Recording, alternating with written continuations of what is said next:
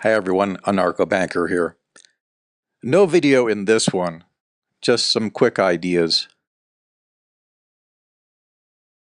Whether or not, and I think most people are on the side of not, you understand even the most basic elements of cryptocurrency technology. There is a universal standard that has always underpinned all human societies, and that is confidence in money. And I'll use money in the general sense because we know that many civilizations whose money has become currency, whether it's paper or whether it's debased metallic currency, that those societies and those civilizations have always fallen. They fall because the people stop using the coinage of the realm. They stop using the money of the country. And with that goes the power of the government to control and produce and debase the value of currency, to debase what people are trying to use as money and convince them to use something worse. And it is in that respect that whether you understand cryptocurrencies or not, is that you begin to recognize that when governments manage money, and at least, well, it's always happened, yet now in the last 100 years where there have been so many huge catastrophic wars and so much extreme turmoil in the day-to-day lives of people that we fail to recognize how poorly governments have managed money itself. It's like the post office and Federal Express. People demanded better, and they pay for better, and they get absolutely, positively guaranteed something gets there tomorrow morning by 8 o'clock. You can still buy postage stamps and use the whatever it'll get there version of the post office, but you recognize that the government can't deliver packages better than the private industry can.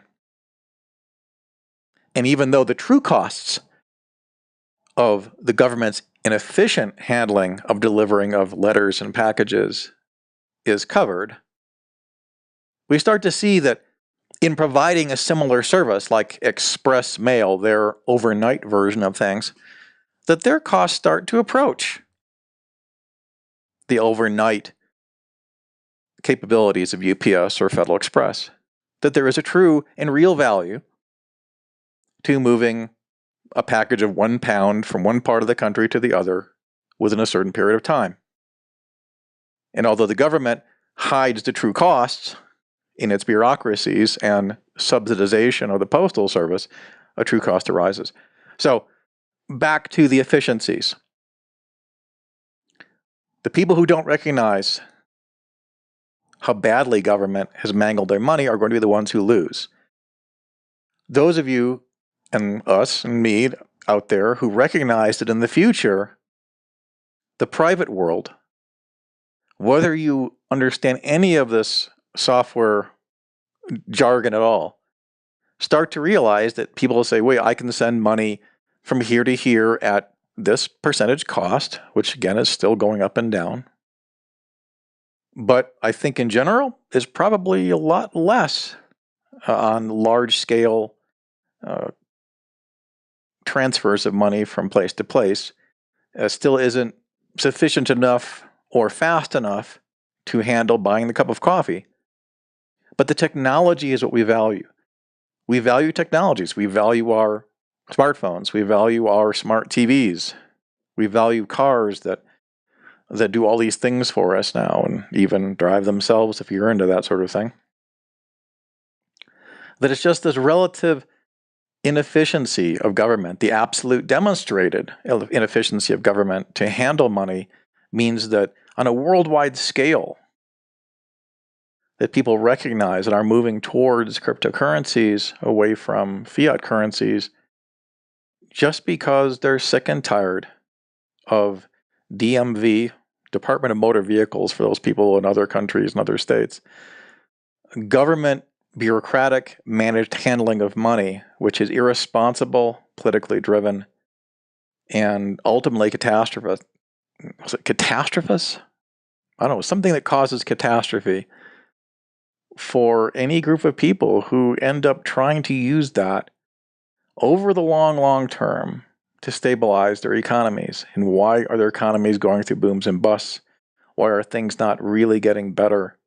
Why is it so hard to get ahead? These are the reasons.